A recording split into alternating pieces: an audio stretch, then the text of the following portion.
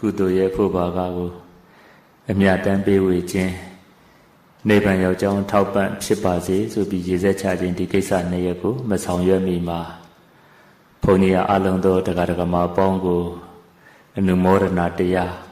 ဝမ်းမြောက်ဝမ်းသာဖြစ်စေတတ်တဲ့တရားလိုက်နာကျင့်သုံးွယ်တရားကိုဟောကြားပေးပါမယ်ယနေ့သာသနာတော်နှစ်2554ခုနှစ်ကောဇာတက္ကရာ1382ခုနှစ်ပထမဝါဆိုလဆန်း17ရက်ခရစ်နှစ်2010ပြည့်နှစ်ဇွန်လ22ရက်အင်္ဂါနေ့မှာစကိုင်းတောင်ရွမြစကြာကျောင်းတိုက်သို့လာရောက်ပြီးတော့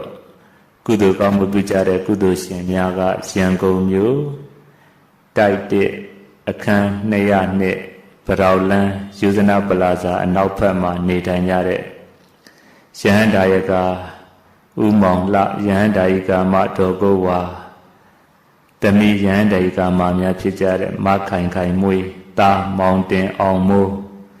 တမီမောင်စောမျိုးအောင်မစီစီတန်း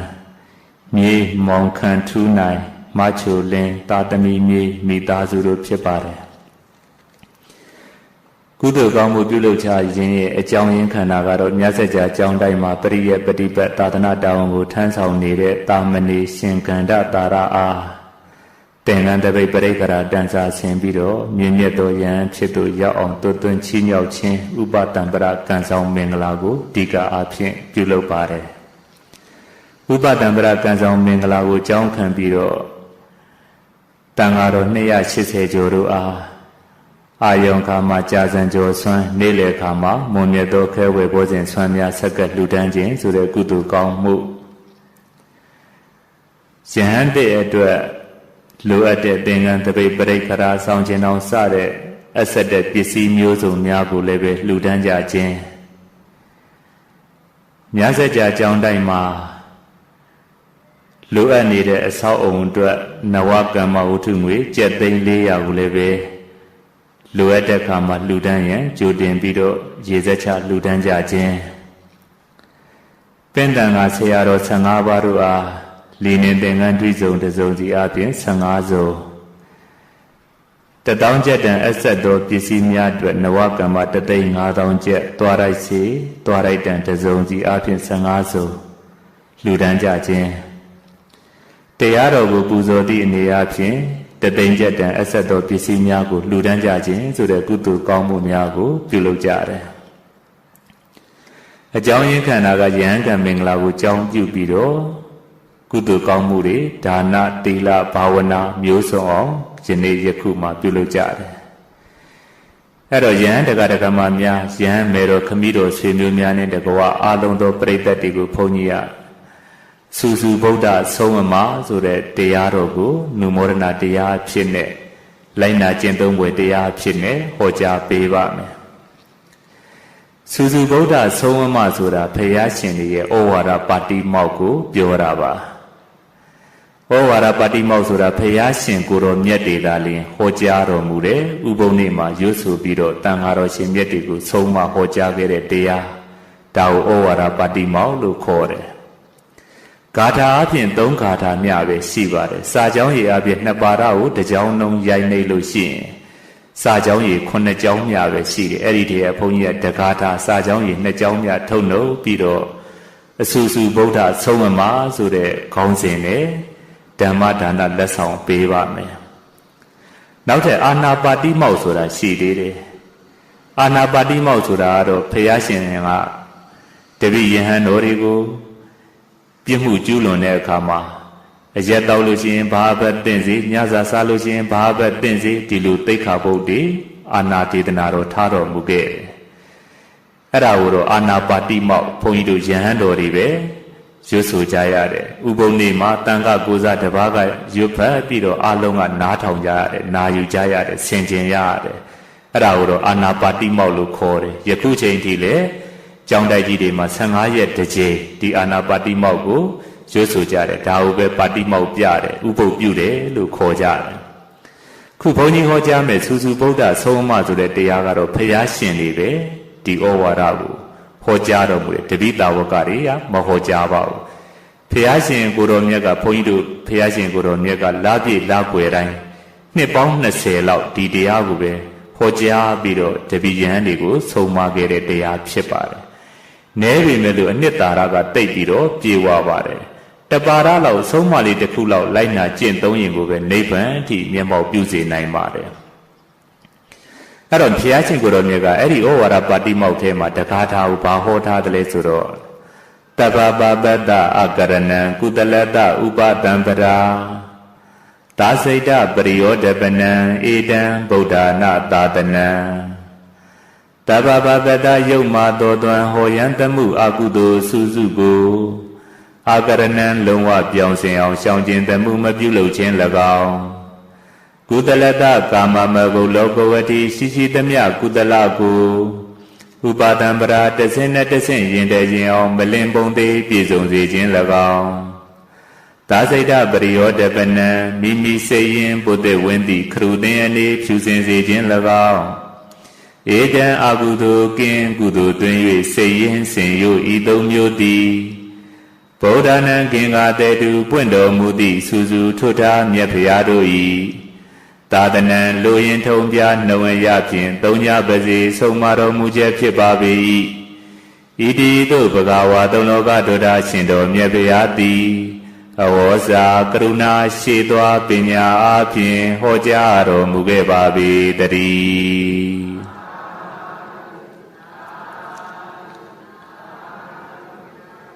ဒီဆုံးမလေးဟာဖျားရှင်ကိုယ်တော်မြတ်ဟောခဲ့တော်မူခဲ့တယ်ဆိုပေမဲ့ဘုန်းကြီးတို့ရဲ့ဖျားရှင်တဆူတဲ့တာဟောခဲ့တာမဟုတ်ပါဘူးဗုဒ္ဓနံကင်္ဂတေတုပွင့်တော်မူသည့်စူစူထွတ်ထားမြတ်ဖရာတို့၏တဲ့ဖရာရှင်အဆူဆူတိုင်းကဆုံးမခဲ့တဲ့ဩဝါဒစကားလို့ဒါမျိုးလေးမှတ်သားလိုက်ပါ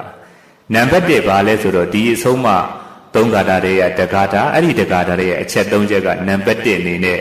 အကုသိုလ်မှန်သမျှတေးသေးမွားမွားလေးရစပြီးတော့မပြုတ်လို့ပါနဲ့လုံးဝရှောင်ကျင်ပါတဲ့ဒါကအဆုံးအမတစ်ပိုင်းနောက်တစ်ချက်ကကုသလတ္တဥပတံပရာ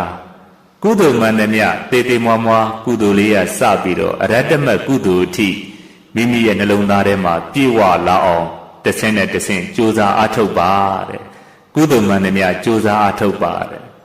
နံပါတ်3သစိတ္တပရိယောဒပနဲ့ကိုယ့်ရဲ့စိတ်မှာအကုသိုလ်အညစ်အကြေးတွေကိုတဖြည်းဖြည်းနဲ့စင်ကြယ်အောင်တန်ရှင်းအောင်ဝိပဿနာစတဲ့အလုပ်တွေကိုကြိုးစားပါတဲ့အဲ့တော့အကုသိုလ်မှန်သမျှရှောင်ခြင်းမှာမပြုလုပ်ပါနဲ့ကုသိုလ်မှန်သမျှကြိုးစားပြီးတော့အားထုတ်ပါမိမိရဲ့စိတ်ဓာတ်လေးကိုအကုသိုလ်အညစ်အကြေးတွေကင်းဝေးပြီးတော့စင်ကြယ်တန်ရှင်းအောင်ကြိုးစားပါဒီတရား၃ချက်ဟာဘုန်းကြီးတို့ရဲ့ဂေါတမဘုရားရှင်တဆူတဲ့မဟုတ်ပဲနဲ့ဘုရားရှင်အဆူဆူတိုင်းဆုံးမခဲ့တဲ့အဆုံးအမဖြစ်ပါတယ်ဆိုပြီးဘုန်းကြီးတို့ဘုရားရှင်ကိုရောမြတ်ကပြန်လည်ပြီးတော့ဟောကြားခဲ့ပါတယ်ကဲဒါလေးကိုအားလုံးရှေးဆရာတော်တွေစီခဲ့တယ်တန်ပေါက်ကဗျာလေးကိုဘုန်းကြီးကတဆင့်ပြန်လည်ပြီးတော့ချပေးမယ်အားလုံးလက်အုပ်ချီပြီးတော့လိုက်ဆိုလိုက်မကောင်းမှုရှောင်ကောင်းမှုဆောင်ဖြူအောင်စိတ်ကိုထားမကောင်းမှုရှောင်ကောင်းမှုဆောင်ဖြူအောင်စိတ်ကိုထားစူစူဗုဒ္ဓဟောဖော်ပြဆုံးမမြတ်တရားစူစူဗုဒ္ဓဟောဖော်ပြဆုံးမမြတ်တရားအဲ့တော့ဒီဆုံးမတရားလေးတွေဟာဘုန်းကြီးတို့ရဲ့ဘုရားရှင်တဆူတဲ့မဟုတ်ဘဲနဲ့စူစူဗုဒ္ဓဟောဖို့ညွန်ပြခဲ့တဲ့အဆုံးအမအနှစ်သာရတွေပါတဲ့ဘုန်းကြီးတို့ကုသိုလ်လုပ်ငန်းဆိုတာဒါနတစ်ခုတည်းပြုတင်တယ်သီလတစ်မျိုးတည်းစောင့်တည်တင်တယ်သမထဝိပဿနာဒီလိုတစ်မျိုးပဲလုပ်တင်တယ်မဟုတ်ပါဘူးဤမျိုးစုံနဲ့အကုသိုလ်မှန်သမျှကိုပယ်အောင်နေပါအောင်နေပါပြီးတဲ့နောက်ကုန်ခန်းအောင်ကြိုးစားရတာပါပဲအဲ့တော့ဒီဩဝါဒပါတိမောက်ဟာအနှစ်သားတွေနဲ့ပြေဝပါတယ်အဲ့တော့ဘုရားရှင်ကိုရောမြတ်ဘယ်ချိန်မှစတင်ပြီးတော့ဒီဩဝါဒပါတိမောက်ကိုဟောကြားခဲ့တယ်လဲဘယ်နေ့တွေမှာဟောကြားခဲ့တယ်လဲလို့ကြည့်လို့ရှိရင်ဘုရားရှင်ကိုရောမြတ်မာတက္ကရာ103ခုနှစ်ကစုံလပြည့်နေ့မှာဘုရားဖြစ်တော်မူခဲ့ပါတယ်အဲ့ဒီမာတက္ကရာ103ခုနှစ်ဝါဆိုလပြည့်နေ့မှာဓမ္မစကြာတရားဥကိုဟောတော်မူခဲ့ပါတယ် ဓမ္မစကြာတရားဟောပြီးတဲ့နောက်ဝါဆိုလာပြီးကျော်9ရက်နေ့မှာနန္ဒလက္ခဏာတုတ်တံကိုဟောကြားပြီးတော့ပင်စဝဂ္ဂီ9ဦးကိုယဟန္တာဖြစ်အောင်ဘုရားရှင်ကဆုံးမတော်မူခဲ့တယ်။အဲ့ဒီမဟာတက္ကရာ103ခုနှစ်တဘူရဲလာဇန်1ရက်နေ့မှာရှင်သာရိပုတ္တရာရှင်မဟာမောဂလန်အလောင်းလျာတွေဖြစ်တဲ့ဥပတိတ္တပရပိုက်နဲ့ကောလိတပရပိုက်တို့ဟာအရှင်အတ္တစီထံနေပြီးတော့ဥပတိတ္တပရပိုက်ကတရားနာရှုမှတ်ပွားများပြီးတော့သောတာပန်ဖြစ်တယ်။ဥပတိတ္တပရပိုက်ထံနေပြီးတော့ရှင်မဟာမောဂလန်လောင်းဖြစ်တဲ့ကောလိတပရပိုက်ကနာယူမှတ်သားပွားများကျင့်ကြံကြိုးကိုအားထုတ်ပြီးတော့သောတာပန်ဖြစ်တယ်။အဲ့ဒီတဘူရဲလာဇန်1ရက်နေ့မှာတပိ250ကိုခေါ်ပြီးတော့ရာဇကြိုမြို့ဝေလူဝန်ရာဇကြိုမြို့အနီးဝေလူဝန်ကျောင်းတော်ကိုမြတ်စွာဘုရားထံရောက်လာကြပါတယ်အဲ့ဒီနေ့မှာပဲ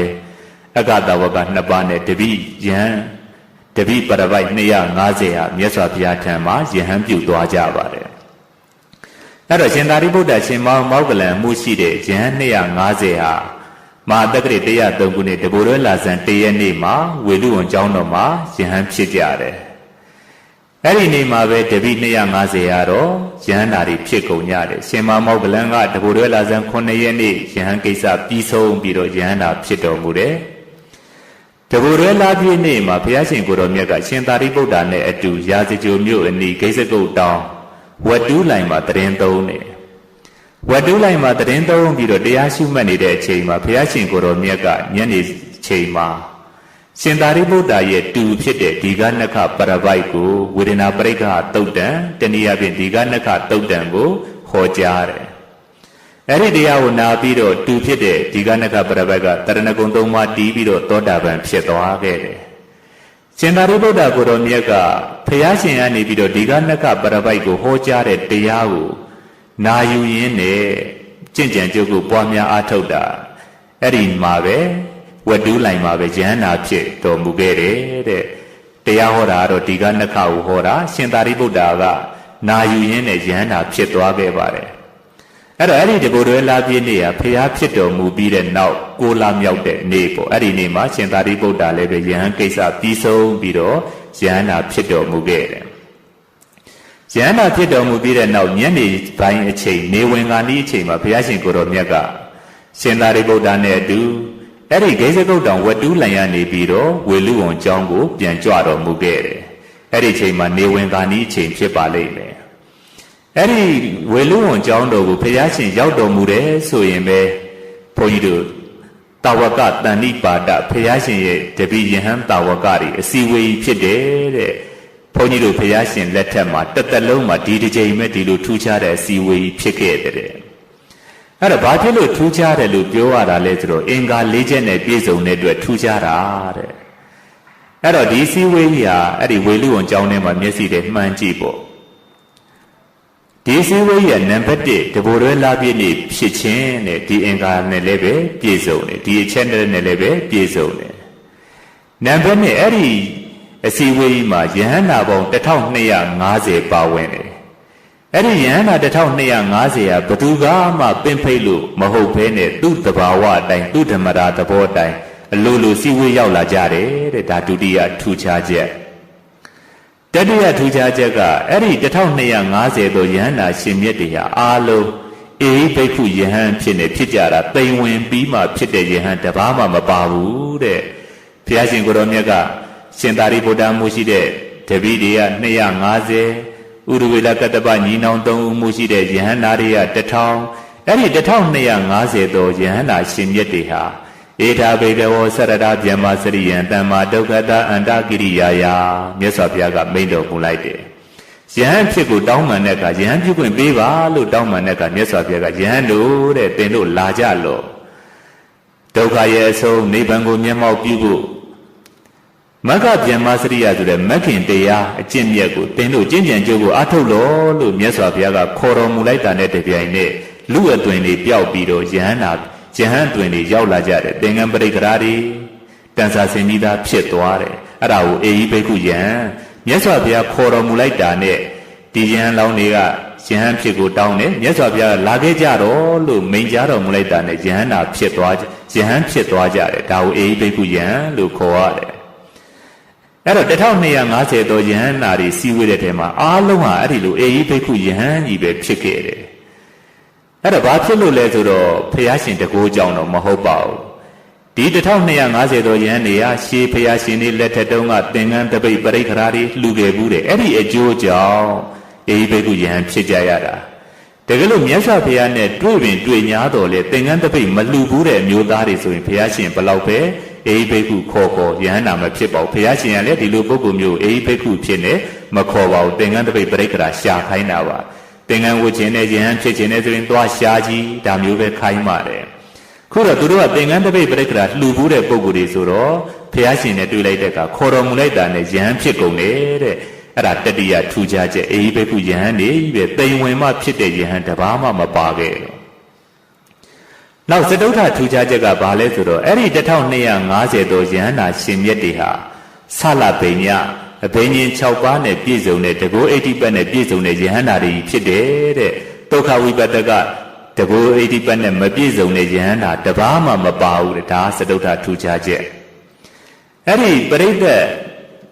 အင်္ဂါ၄ပါးနဲ့ပြည့်စုံတဲ့ထူးခြားတဲ့တာဝကတဏ္ဍိပါဒတာဝကအစည်းအဝေးမှာဘုရားရှင်ကိုယ်တော်မြတ်ဟာစောစောဘုန်းကြီးတဆင့်ပြန်လဲဟောကြားခဲ့တယ်ဩဝါဒပါတိမောက်ကိုဟောကြားတော်မူခဲ့တယ်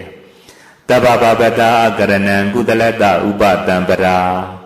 သာစိတ်တပရိယောဒပနံဧတံဗုဒ္ဓနာသာတနံဒီဂါရအဆုံးမှလေးတဂါရပါဝင်အဲ့ဒီဩဝါဒပါတိမောက်၃ဂါထာကိုအဲ့ဒီတဘူတွဲလာပြည့်နေ့ဖရာအဖြစ်ရောက်ပြီးတဲ့နောက်ကိုလမြောက်နေ့မှာရာဇကြုံမျိုးနီးဝေလူဝန်ကျောင်းတော်ထဲမှာဘုရားရှင်ကိုတော်မြတ်ဟာဟောတော်ဤဩဝါဒပါတိမောက်ကိုစပြီးတော့ဟောတော်မူတယ်တဲ့ဒါကြောင့်ဘုန်းကြီးတို့မြန်မာနိုင်ငံအပါအဝင်ထေရဝါဒဗုဒ္ဓဘာသာဝင်တွေကတဘူတွဲလာပြည့်နေ့ကိုဩဝါဒပါတိမောက်ခါတော်နေ့ဆိုပြီးတော့သတ်မှတ်ခဲ့ကြပါတယ်အဲ့ဒီနေ့မှာပွဲရီလမ်းနေလည်းပဲကျင်းပခဲ့ကြပါတယ်ဝါဆိုလာပြည့်နေ့ကိုဓမ္မစကြာခါတော်နေ့တရင်ကျော်လာပြည့်နေ့ကိုဘုန်းကြီးတို့အဘိဓမ္မာခါတော်နေ့နေုံလာပြည့်နေ့ကိုမဟာသမယခါတော်နေ့လို့ကျင်းပတယ်လို့တဘူရဲလာပြည့်နေ့ကိုလည်းပဲဩဝါဒပါတိမောက်ခါတော်နေ့ဆိုပြီးမြတ်စွာဘုရားစတင်ပြီးတော့ဟောကြားတဲ့နေ့ဖြစ်တဲ့အတွက်ဒီနေ့ကိုတဘူရဲလာပြည့်နေ့ကိုဩဝါဒပါတိမောက်ခါတော်နေ့လို့သတ်မှတ်ခဲ့ပါတယ်ဘုန်းကြီးတို့ရန်ကုန်မှာအသင်းတစ်သင်းရှိတယ်အဲ့ဒီဩဝါဒပါတိမောက်၃ဂါထာကိုကြောက်စာတွေရေးပြီးတော့လိုအပ်တဲ့ဘုရားဝိုင်းနေကျောင်းဝိုင်းနေအားလုံးတရားဓမ္မတွေဒီတရားတော်တွေကိုသိကြပါစေဆိုတဲ့စိတ်နဲ့ကြောက်စာတွေထိုးပြီးတော့လိုက်ပြီးတော့လှူနေကြတာတွေလည်းပဲကြားဘူးခဲ့တယ်ပေါ့ဒါကြောင့်ဒါဩဝါဒပါတိမောက်ခါတော်နေ့တဘူတွဲလာပြည့်နေ့ဘုရားရှင်ဟာရှင်သာရိပုတ္တရှင်မောက္ကလံဥရဝေလကတ္တပညီနောင်သုံးအမှုရှိတဲ့တန်ခါ1250ကိုစတင်ပြီးတော့ဟောကြားခဲ့တယ်ဥပုပ်ပြုသည့်အနေအချင်းဆုံးမပေးခဲ့တယ်ပေါ့ဘုန်းကြီးတို့အိန္ဒိယမှာရာဇဂိုမြို့ရောက်လို့ရှိရင်ဗုဒ္ဓဂယာဖျားဖူးသွားလို့ရှိရင်ဝေလူဝန်ကျောင်းကိုရောက်ပါလိမ့်မယ်ဝေလူဝန်ကျောင်းရောက်လို့ရှိရင်အဲ့ဒီဩဝါဒပါတိမောက်ဘုရားရှင်စပြီးတော့ဟောကြားတဲ့နေရာလေးကိုရှေးဟောင်းသုတေသနဌာနကသတ်မှတ်ထားပါတယ်အဲ့တော့အဲ့ဒီနေရာလေးကိုဖူးမြော်ခွင့်ရလို့ရှိရင်မျက်စိထဲမှာတဘူရဲလာပြည့်နေ့ညနေနေဝင်ကနီးအချိန်ဘုရားရှင်ကိုယ်တော်မြတ်ကထိုင်ပြီးတော့တန်ဃာတော်ယဟန္တာရှင်မြတ်ပေါင်း1250ကိုဩဝါဒပါတိမောက်တွေဒီလိုစဟောပါလားလို့မျက်စိထဲမှာမြင်အောင်ဖူးမြော်နိုင်လို့ရှိရင်အဲ့ဒီအိန္ဒိယဖျားဖူးသွားတဲ့ဗုဒ္ဓဂယာရောက်ပြီးတဲ့အခါမှာရာဇဂိုမြို့ရောက်တဲ့အခါမှာဝေလူဝန်ကျောင်းဖူးရတဲ့ရတာထူးခြားတဲ့ရတာတွေတွေ့ရပါလိမ့်မယ်ခံစားရပါလိမ့်မယ်ဒီလိုသမိုင်းကြောင်းလေးသိရင်ပိုကောင်းတာပေါ့အဲ့ဒီမှာမြတ်စွာဘုရားကဟောစပြီးတော့ဟောကြားခဲ့တယ်အဲ့တော့ဘလောက်ကြာအောင်ဟောကြားခဲ့တယ်လေဘယ်အချိန်ဒီမှာဟောကြားခဲ့တယ်လေဆိုတော့အဲ့ဒီတဘူရဲလာပြည့်နေ့ကနေစပြီးတော့ဘုရားရှင်ဟာလာပြည့်ရောက်တိုင်းလာကွယ်ရောက်တိုင်းတန်ဃာတော်ရှင်မြတ်တွေကိုဘိက္ခဘုတ်ကဘာမှမပင်ရဘူးတန်ဃာတော်ရှင်မြတ်တွေကလည်းပဲအဲ့ဒီချိန်မှာတိတ်ပြီးတော့ငြိမ်သက်ကြတယ်တရားတရားနဲ့ဝတ်လာတဲ့ယဟန်တော်တွေကများတော့ပြစ်မှုကျူးလွန်တာမရှိတော့မြတ်စွာဘုရားကအကုသိုလ်မှန်သမျှမပြုလုပ်ကြနဲ့ကုသိုလ်မှန်သမျှသေးသေးမွှားမွှားစပြီးတော့ကြိုးစားပြီးနှလုံးသားထဲမှာပြေဝအောင်ကြိုးစားကြမိမိရဲ့စိတ်ဓာတ်လေးကိုအကုသိုလ်ညစ်ကြေးကင်းစင်စင်ကြယ်အောင်တန်ရှင်းအောင်ကြိုးစားကြလို့ဒီအဆုံးအမလေးပါဝင်ဩဝါဒပါတိမောက်၃ဂါထာကိုပဲဟောခဲ့တယ်အဲ့ဒါနှစ်ပေါင်း20ပထမဘောဓိပေါ့အဲ့ပထမဘောဓိနှစ်ပေါင်း20ဝါပေါင်း20ရတဲ့အထိဘုရားရှင်ဟာဥပုံနေ့လာပြည့်လာွယ်ရောက်တဲ့အခြားတရားတွေကိုမဟောဘူးသိက္ခာပုဒ်တွေကိုများများမပင်ညက်ဘူးဒီအဆုံးအမလေးနဲ့ပဲတန်ခါပရိသတ်ကြီးကိုထိမ့်သိမ့်သွားခဲ့ပါတယ်တဲ့ဒါ ဒါကြောင့်ဒီတရားတော်ဟာအင်မတန်မှအနှစ်သာရပြေဝတဲ့တရားတော်ဖြစ်ပါတယ်အဲ့တော့နှစ်ပေါင်း20ဘုရားရှင်ကဒီဥပုံနေ့လပြည့်လကွယ်တွေမှာဒီတရားကိုပဲဟောတယ်ဆိုတော့ဘယ်ချိန်တွေမှာဟောလဲဆိုတော့လပြည့်လကွယ်ရောက်တိုင်း15ရက်တစ်ကြိမ်15ရက်တစ်ကြိမ်တစ်လမှာ2ကြိမ်တစ်နှစ်မှာ24ကြိမ်နှစ်ပေါင်း20တိုင်နဲ့ဒီတရားကိုပဲဟောခဲ့တယ်လို့ဒါမျိုးလေးမိမိတို့မျက်စိထဲမှာမြင်လိုက်ပါမျက်စိထဲမှာမြင်ပြီးတော့အာယုံပြုကြည့်လိုက်ပါအဲ့တော့အဲ့ဒီခေတ်တန်ဃာတွေကလည်းပဲဘုရားရှင်ဝါတော်45ဝယ်သတင်းသုံးတယ်ပထမပိုင်းဝါတော်20အတွင်းမှာတန်ဃာတော်ရှင်မြတ်တည်းရဲ့အနေထိုင်ရလဲသိပြီးတော့ကြစ်လက်သိပြီးတာပြစ်မှုဆိုတာမကျူးလွန်တော့ဘုရားရှင်ကလည်းသိခါဖို့ဆိုတာများများဆဆကိုမပင်ရသေးပါဘူးဒီလိုလေးဆုံးမလိုက်တာနဲ့အကုသမန္တမြမလောက်ကြနဲ့လို့ဆုံးမလိုက်တာနဲ့တန်ဃာတော်ရှင်မြတ်တည်းရဲ့နှလုံးသားထဲမှာအဆုံးအမတွေကိန်းအောင်ပြီးတော့ဘုရားရှင်ရဲ့စကားအတိုင်းကုသမန္တမြကြိုးစားတဲ့စိတ်သက်တွေစင်ကြအောင်တတိပဒံတွေပွားများတဲ့တရားသူတွေရသွားကြတယ်အဲ့ဒီဝါရ20အတွင်းမှာတိတ်ပြီးတော့သာသနာတော်ဟာငြိမ်းချမ်းခဲ့ပါတယ်ဒါပေမဲ့ဝါရ20ကျော်တဲ့အခါကျတော့ဘုရားရှင်လည်းပဲသိက္ခာပုဒ်တွေပြည့်ညက်ရတော့တာတန်ဃာတော်တွေကလည်းပဲပြောက်တော့တရားတရားနဲ့ဝစ်လာတာတွေကြီးမဟုတ်တော့ဘူးစာဝဏီရေးအတွက်ဝစ်လာတာအချောင်းဝစ်လာတာဒါတွေလည်းပဲများလာတော့အဲ့တော့တနေ့သောအခါမှာဘုန်းကြီးတို့ဝါရ20ရပြီးတဲ့အခါဘုရားရှင်ကိုတော်မြတ်ဟာဝိသခာကျောင်းမှာကြီးဆောက်လုပ်တဲ့ပုဗ္ဗာယုတ်ကျောင်းမှာညနေချိန်လာပြီတစ်ခုခုမှာပေါ့နော်လာပြီလောက်ပဲဥပုံနေတစ်ခုမှာဘုရားရှင်ကဩဝါဒပါတိမောဟောဖို့ဆိုပြီးတော့ထိုင်တော်မူတယ်ရှင်မောကလန်မှုရှိတဲ့တန်ဃာတော်ရှင်မြတ်တွေတန်ဃာတော်ရှင်မြတ်တွေကလည်းပဲဩဝါဒပါတိမောနာယူကိုထိုင်နာတယ်လာပြီလောက်ွယ်တိုင်းနာယူနေကြအတိုင်းဒါပေမဲ့ဘုရားရှင်ကိုတော်မြတ်ဟာညင်ဥယျံလွန်တဲ့အချိန်ဒီပထမယန္တာကုံသွားတယ်ဩဝါဒပါတိမောမဟောဘူးအဲ့တော့ရှင်အာနန္ဒာကလျှောက်တယ်လက်ကြောတင်ပြီးတော့လက်ဥချီပြီးတော့မြတ်စွာဘုရားပထမယံညင်ဥယျံလွန်သွားပါပြီတန်ဃာတော်ရှင်မြတ်တွေလည်းထိုင်ရတာကြာနေပါပြီအဲ့တော့ဘုရားရှင်ကိုတော်မြတ်ဟာဩဝါဒပါတိမောရွတ်ဆိုမိန်ကြားတော်မူပါဥပုပ်ပြုတော်မူပါလို့လျှောက်တယ်ဘုရားရှင်ကငြိမ်ငြိမ်ပဲတရင်သုံးတော်မူပါတယ်ဘာမှပြန်လေမိန်ကြားမှုမရှိပါဘူးဒီလိုနဲ့တခါမေဇိမယံလွန်သွားတယ်ညင်းလေယံလွန်သွားပြန်ရောရှင်အာနန္ဒာတခါလျှောက်တယ်ဘုရားရှင်ကငြိမ်သက်မြဲငြိမ်သက်တော်မူပါတယ်နောက်တခါပစ္စည်းမယံနောက်ဆုံးယံလွန်သွားတော့အာယုံတက်သွားတဲ့ချိန်ရောက်သွားတယ်အဲ့တော့ရှင်အာနန္ဒာလက်ကြောထိုးပြီးဘုရားရှင်ကိုလက်အုပ်ချီပြီးတော့လျှောက်တယ်မြတ်စွာဘုရားနောက်ဆုံးယံပစ္စည်းမယံလွန်သွားပါပြီအာယုံတက်ချိန်ရောက်ပါပြီအာယုံတက်သွားပါပြီတန်ဃာတော်ရှင်မြတ်တွေထိုင်နေရတာကြာပါပြီမြတ်စွာဘုရားတဲ့ဩဝါဒပါတိမောက်ကိုဟောကြားတော်မူပါဆုံးမတော်မူပါမြတ်စွာဘုရားလို့၃ချိန်မြောက်လျှောက်တော့မြတ်စွာဘုရားကအာနန္ဒာတဲ့ပြိဿမစင်ကြယ်ဘူးဆိုပြီးတော့ဒီစကားတခွန်းပဲမိန့်ကြားတော်မူခဲ့ပါတယ်အဲ့တော့ရှင်မောက္ကလန်လည်းဒီပြိဿတဲ့ထိုင်နေတော့မြတ်စွာဘုရားကပြိဿမစင်ကြယ်ဘူးလို့မိန့်ကြားတော်မူလာနဲ့ရှင်မောက္ကလန်လည်းပဲပရာစိတ်တဝိဇ္ဇနနာဘိညာဉ်နဲ့ယဟန်တန်ဃာရဲ့ပြိဿရဲ့စိတ်ကိုအာယုံပြုတ်လိုက်တဲ့အခါမှာယဟန်တစ်ပါးကိုသွားတွေ့တယ်အဲ့ဒီယဟန်တစ်ပါးဟာသီလလုံးဝကိုမရှိဘူးသင်္ကန်းကြီးတော်ဝတ်ထားပါရဲ့သီလကမရှိဘူးယဟန်ကောင်းနေနဲ့အတူမပေါင်းသင်းထိုက်ဘူးပေါ့ဒုသီလပုဂ္ဂိုလ်ခေါ်ရမှာပေါ့အဲ့တော့ဒီပုဂ္ဂိုလ်သွားမြင်တော့ရှင်မောက္ကလန်ကငါရှင်တင့်ကိုမြတ်စွာဘုရားရှင်ကိုတော်မြတ်မြင်တော်မူပါတယ်မြင်တော်မူတယ်အဲ့တော့ဒီနေရာနေပြီးတော့ထသွားပါတင့်ကိုမြတ်စွာဘုရားကမြင်တော်မူတယ်သင်ဟာယဟန်ကောင်းနေတဲ့တကွာဥပုပ်ပြုခြင်းစတဲ့တန်ဝါဒမပြုလုပ်ထိုက်ပါဘူးဥပုပ်ပြုခြင်းစတဲ့တန်ဝါဒတင့်မှာမရှိပါဘူးဒါမျိုးမိန်ကြားတယ်အဲ့တော့ဒီယဟန်တူယဟန်ရောင်ကထိုင်မြဲပဲထိုင်နေတယ်ရှင်မောက္ကလန်ကနှစ်ကြိမ်မြောက်ပြောတယ်မရဘူးမသိတလူလူသိတလူလူနဲ့ပေပြီးတော့ထိုင်နေတယ်သုံးချိန်မြောက်ပြောတယ်သုံးချိန်မြောက်ပြောလည်းပဲဒီယဟန်တူယဟန်ရောင်ကထိုင်နေတော့ရှင်မောက္ကလန်ကနောက်ဆုံးတော့လက်မောင်းဆွဲကင်နေပြီးတော့အဲ့ဒီဒုသီလယဟန်ကိုတန်ခပရိသတ်တွေကနေဆွဲထုတ်တယ်ဘလောက်ထိဆွဲထုတ်တုံးဆိုတော့ကျောင်းအပြင်ဘက်မုတ်ဥပြင်ဘက်ရောက်အောင်ကိုဆွဲထုတ်ပြလိုက်တယ်ပြီးမှတကားပိတ်ပြီးတော့မင်းတို့ထိုးပြီးတော့မြတ်စွာဘုရားတဲ့ပြိဿစင်ကြယ်သွားပါပြီဩဝါဒပါတိမောက်ဟောကြားတော်မူပါလို့လျှောက်တယ်အဲ့တော့ဘုရားရှင်ကိုတော်မြတ်ကမောက္ကလန်နဲ့ထူးဆန်းလိုက်တာအံ့ဩစရာကောင်းလိုက်တာအဲ့ဒီမတ်ဖို့မမီအချီးနှီးသောယောက်ျားဟာလက်မောင်းကန်ရောက်ပြီးတော့ဆွဲလောက်ရအောင်ဆိုင်ငံ့ပေးတယ်တဲ့တကယ်တော့အဲ့ဒီယဟန်ဟာမြတ်စွာဘုရားကပြိဿမစင်ကြယ်ဘူးဆိုတာနဲ့သူ့ပမာဏသူသိပြီးတော့ဒီထဲကနေထွက်ပေးတဲ့တာဒါပေမဲ့ခိုးတော့ရှင်မောက္ကလန်ကလက်မောင်းကင်ပြီးတော့ဆွဲထုတ်ရလောက်အောင်ဆိုင်ငံ့တော့မြတ်စွာဘုရားကအံ့ဩစရာကောင်းတဲ့အကြောင်းမဖြစ်စဘူးထူးဆန်းတဲ့အကြောင်းလက်မောင်းကိုကင်ပြီးတော့ဆွဲရလောက်အောင်ဒီဆိုင်ငံ့နေဝွန့်တယ်လို့မိန့်ကြားတော်မူပါတယ်ဘ နောက်ပြီးတော့ဘုရားရှင်ကိုတော်မြတ်ကသမုဒ္ဒရာရဲ့အံပွဲ၈ပြားသာသနာတော်ကြီးရဲ့အံပွဲ၈ပြားဆက်လက်ပြီးတော့ဟောကြားတယ်ဟောကြားပြီးတဲ့နောက်ဘုရားရှင်ကနောက်ဆုံးဗာမိန်တော်မူလဲဆိုတော့ယဟန်တို့တဲ့ဒီနေ့ဒီရက်ကစပြီးတော့ငါဘုရားဩဝါဒပါတိမောက်ကိုမဟောကြားတော့ဘူးတဲ့ဥပုံမပြုတော့ဘူးတင်တို့ကပါသာတင်တို့ဒီနေ့ကစပြီးတော့အာနာပါတိမောက်ကိုရွဆိုကြဥပုပ်ပြုကြတော့လို့မိန့်ကြားတော်မူတယ်။ဘာဖြစ်လို့လဲဆိုတော့မစင်ကြဲတဲ့ပြိတ္တမှာဘုရားရှင်ကိုယ်တော်မြတ်ဟာဩဝါဒပါတိမောက်ရွဆိုတော်မူတာပြတော်မူတာထုံးစံမရှိပါဘူးတဲ့။အဲ့တော့ဒီဒုတိယပုဂ္ဂိုလ်ကိုတနာတာကရုဏာကြီးမားတာလည်းပါပါတယ်။တကယ်လို့ဒီပုဂ္ဂိုလ်ကယဟန်မဟုတ်ဘဲနဲ့ယဟန်ကောင်းထဲမှာထိုင်ပြီးတော့ဒီဩဝါဒပါတိမောက်ကိုကိုယ့်ကိုယ်ယဟန်စစ်လို့အတူရောင်ဆောင်ပြီးတော့နာလို့ရှိရင်ဒီပုဂ္ဂိုလ်ကတိတ်ပြီးတော့ဒုက္ခရောက်သွားနိုင်ပါတယ်ဒါကြောင့်ဘုရားရှင်ကသူ့ရဲ့ဒုက္ခရောက်မဲ့ရေးကိုမဟာကရုဏာတော်နဲ့တနာတော်မူလို့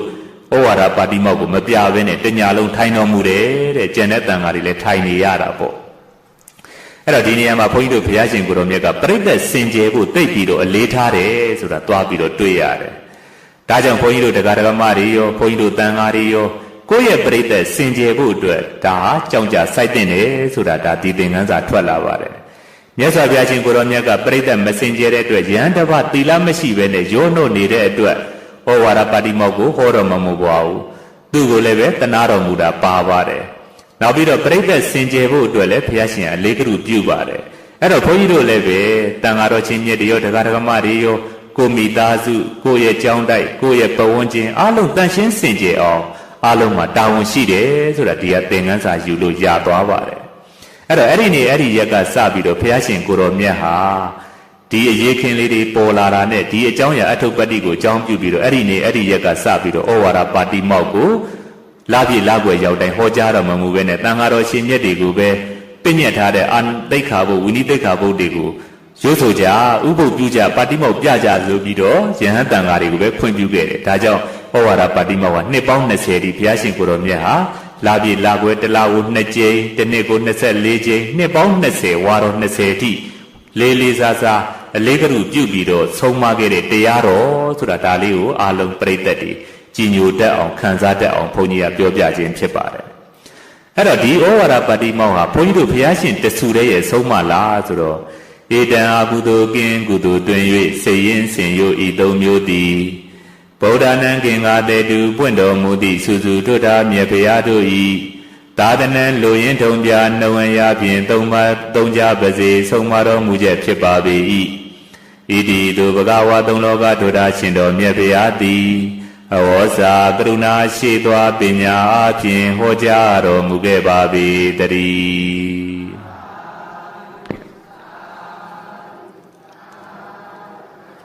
အဲ့တော့ဘုန်းကြီးတို့ဘုရားရှင်တဆူတဲ့မဟုတ်ဘူးတဲ့ဗုဒ္ဓနံကင်းကတဲတူပွင့်တော်မူသည့်စုစုထွတ်ထားမြတ်ဘုရားတို့၏တဲ့ကင်းကတဲမြပွင့်တော်မူခဲ့တဲ့ဘုရားရှင်အဆူဆူတိုင်းဟာဟောဒီဩဝါဒပါတိမောက်ကိုပဲဟောကြားပြီးတော့တပိတန်ခပရိသတ်တွေကိုရှင်ကျေးအောင်ဆုံးမခဲ့တဲ့တရားဓုရအောင်ဆုံးမတော်မူခဲ့ပါတယ်တဲ့ဒါကဘုန်းကြီးတို့ဘုရားရှင်ဆုံးမတော်မူခဲ့ပုံလေးကိုကြည်ညိုရအောင်ဘုန်းကြီးကနောက်ခံသမိုင်းကြောင်းလေးနည်းနည်းလေးပြောပြခြင်းဖြစ်တယ်အဲ့တော့ရှေ့ဘုန်းကြီးတို့ရဲ့ဘုရားရှင်ရဲ့ရှေ့မှာပွင့်တော်မူခဲ့တဲ့ဘုရားရှင်6ဆူရဲ့အကြောင်းကိုလည်းဘုန်းကြီးနည်းနည်းပြောပြအောင်မယ်ဘုန်းကြီးတို့ဘုရားရှင်ရောဆိုရင်9ဆူပေါ့ဒီကဘာကနေပြန်၍ရေတွက်လို့ရှိရင်60ကဘာထက်မှာဝိပဿနာဘုရားရှင်ဆိုတာပွင့်တော်မူခဲ့တယ်အဲ့ဒီ60ကဘာထက်ကဖြစ်ခဲ့တဲ့ကဘာဝိပဿနာဘုရားရှင်တဆူတည်းပဲပွင့်ခဲ့လို့တာရကဘာလို့ခေါ်ရတယ်ဘုရားရှင်တဆူပဲပွင့်ခဲ့တယ်အဲ့ဒီဘုရားရှင်ဟာလူတွေရဲ့တက်တန်းအနှစ်8000တန်းမှာပွင့်တော်မူခဲ့ပါတယ်အနှစ်8000တန်းမှာပွင့်တော်မူခဲ့တော့အဲ့ဒီဘုရားရှင်ရဲ့လက်ထက်ကသံဃာတော်ရှင်မြတ်တွေ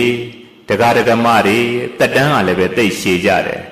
နောက်ပြီးတော့ကိလေသာတွေကလည်းပဲနှဲပါလိုက်ကြတာအကုသိုလ်ကိလေသာတွေသိကင်းကြတဲ့ခေတ်ပေါ့အဲ့တော့ဒီဘုရားရှင်ကိုတော်မြတ်ကအဲ့ဒီဩဝါဒပါတိမောက်စောစောအကုသိုလ်မှန်သမျှမပြုလုပ်ကြနဲ့ကုသိုလ်မှန်သမျှပြည့်စုံအောင်ကြိုးစားကြမိမိရဲ့စိတ်ကလေးကိုစင်ကြယ်တန်ရှင်းအောင်အကုသိုလ်ညစ်ကြေးကင်းအောင်ဖြူစင်အောင်ကြိုးစားကြဒီဆုံးမပါဝင်ဩဝါဒပါတိမောက်ကိုအဲ့ဒီဝိပဿနာမြတ်စွာဘုရားရှင်ကဘလောက်ကြောင်ဟောခဲ့တယ်လဲဆိုတော့ဘုန်းကြီးတို့ပြိဋိဘံမဆံမချင်းတန်ဃာတော်ရှင်မြတ်တွေကိုဒီတရားပဲဟောခဲ့တယ်တဲ့ဘယ်ချိန်ဒီမှာဟောတယ်လဲဘလောက်ကြာမှဟောတယ်လဲဆိုတော့9နှစ်တစ်ချိန်ဟောကြားတော်မူတယ်တဲ့ဘ ခုနှစ်နှစ်ပြည့်လို့ချင်းတစ်ကြိမ်ဟောကြားတယ်ဘုန်းကြီးတို့ဘုရားရှင်က15ရက်တစ်ကြိမ်ဟောကြားခဲ့တယ်တက်တန်းတူတဲ့ခေတ်ဝိပဿနာမြတ်စွာဘုရားရှင်ကလူတွေရဲ့တက်တန်းအနှစ်8000တန်းမှာပွင့်တော်မူရဲ့ခုနှစ်နှစ်မှာတစ်ကြိမ်ဟောကြားတယ်တဲ့တစ်ကြိမ်ဟောကြားဆုံးမလိုက်တဲ့တရားခုနှစ်နှစ်စာလုံလောက်သွားတယ်အဲ့ဒီခေတ်ကလူတွေကတက်တန်းလည်းပဲရှည်တယ်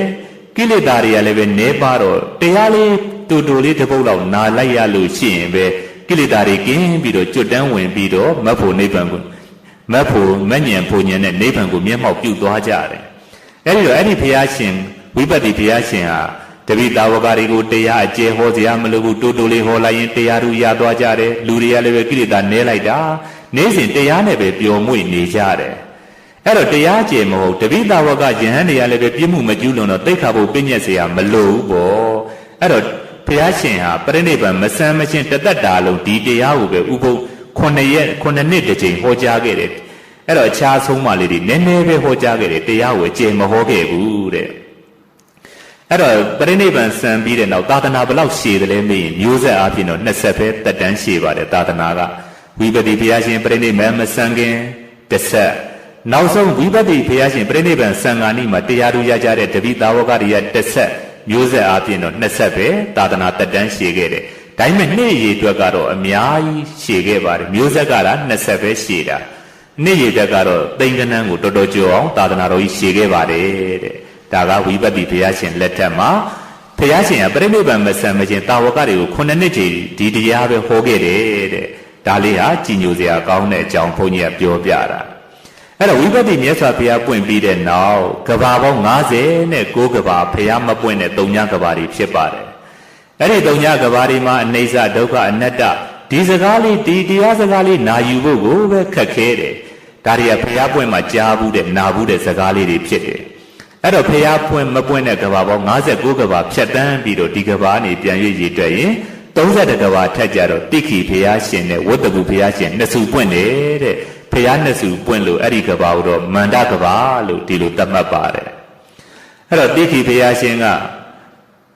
ဘုန်းကြီးတို့လူတွေရဲ့တက်တန်းအနှစ်9000တန်းမှာပွင့်တော်မူတယ်ဝတ္တကုဘုရားရှင်ကလူတွေရဲ့တက်တန်းအနှစ်6000တန်းမှာပွင့်တော်မူတယ်အဲ့ဒီဘုရားရှင်တွေကလည်းပဲဘုန်းကြီးတို့6နှစ်တစ်ကြိမ်ဟောဒီဩဝါဒပါတိမောက်ကိုတန်ဃာတော်ရှင်မြတ်တွေကိုသုံးမဩဝါဒပေးပြီးတော့ဟောကြားတယ်တဲ့တက်တန်းရှိတော့လူတွေကလည်းပဲကိလေသာနဲ့တော့တရားအကျေဟောစရာမလိုသိက္ခာပုဒ်တရားပညာစရာမလိုတော့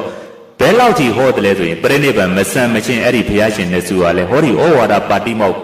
တရားတော်ကိုပဲဟောတယ်တဲ့တရားအကျေမဟောဘူးသိက္ခာပုဒ်မပညာဘူးတဲ့သာသနာတော်ရှည်တာတော့မျိုးဆက်အပြင်တော့20ပဲ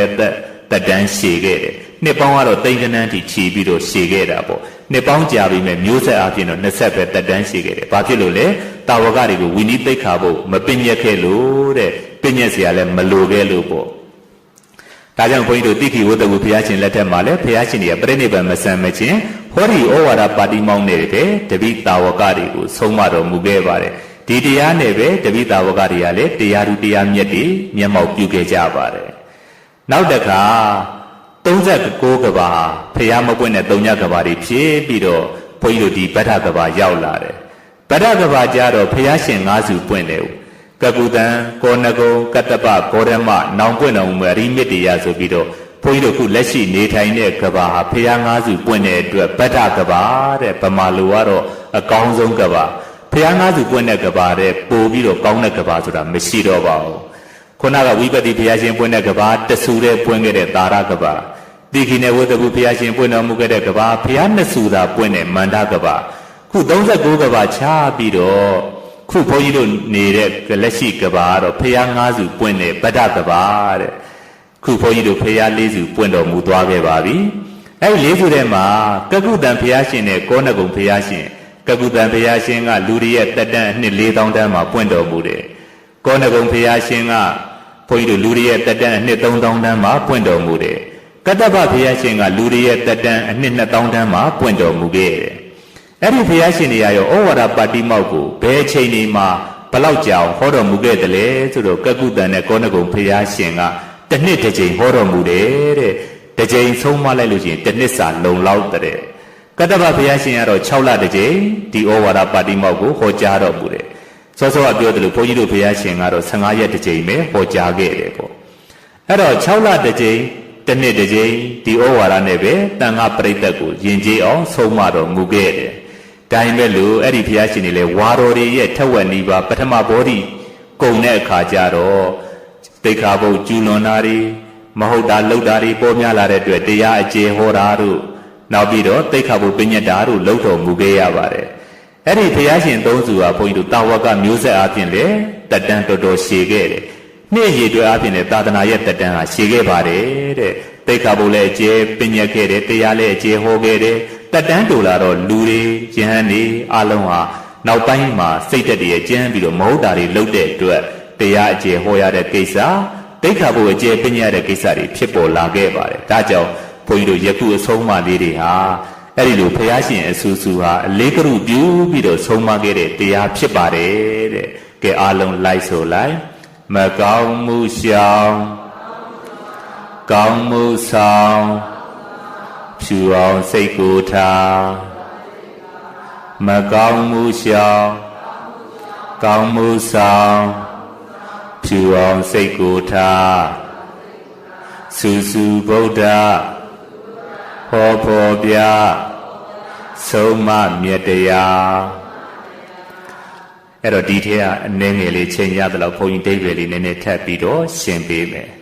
ဘုန်းကြီးတို့ဘုရားရှင်ကိုယ်တော်မြတ်ကတပ္ပပပတ္တာအကရဏံတပ္ပပပတ္တာယုတ်မာတော်သွန်ဟောယံတမှုအကုသိုလ်စုစုကိုအကရဏံလုံးဝပြောင်းစင်အောင်ရှောင်ကျဉ်တမှုမပြုလို့ရခြင်း၎င်းတဲ့နံပါတ်1ဆုံးမလေးကအ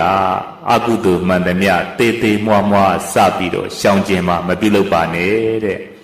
ဘုန်းကြီးတို့မစင်ကျင်ကြီးဟာနယ်လည်းပဲမကောင်းတဲ့အနံ့ရှိတယ်နန်းတယ်များလည်းပဲနန်းတယ်လို့အကုသိုလ်ဟာလည်းပဲတေးသေးလေးလည်းပဲမကောင်းတဲ့အကျိုးကိုပေးတယ်ကြီးကြီးမားမားဆိုရင်တော့ပြောမနေနဲ့ဒါကြောင့်အကုသိုလ်ဟာလည်းပဲတေးသေးမွားမွားစပြီးရှောင်ကျဉ်ပါတဲ့ဘုန်းကြီးတို့ဘုရားရှင်ကိုယ်တော်မြတ်ရဲ့အလိုဆန္ဒအရာဆန္ဒတော်အရာတေးသေးမွားမွားစပြီးတော့ဆိုရင်စာဝတ်နေရေးကျမ်းမာရေးဒါကိုအကြောင်းပြုပြီးတော့အကုသိုလ်တွေခုခေတ်မှာဖြစ်လိုက်ကြတာဘုရားရှင်ကိုယ်တော်မြတ်ကသူ့ရဲ့သားတော်တွေသူ့ရဲ့တပည့်သားဝကတွေကိုဒီစာဝတ်နေရေးကျမ်းမာရေးကိုအကြောင်းပြုပြီးတော့အကုသိုလ်ကိလေသာတွေမပွားစေခြင်းမဟုတ်ဖြစ်နိုင်လို့ချင်းအကုသိုလ်တွေလုံးဝမဖြစ်စေခြင်းဒါဘုရားရှင်ရဲ့ဆန္ဒတော်ပါဒါကြောင့်မို့စောစောဘုန်းကြီးတို့ယဟန်ခံတဲ့အချိန်မှာယဟန်ခံကိစ္စပြီးသွားတဲ့ကမြတ်စွာဘုရားကယဟန်တစ်တွေကိုတဲ့တိမ်ကမဆင်းခင်ပြောကြပေးပါဆိုပြီးဘုန်းကြီးတို့ပြောကြခဲ့ရတယ်ဒါဘုရားရှင်ကမှာတော်မူခဲ့တ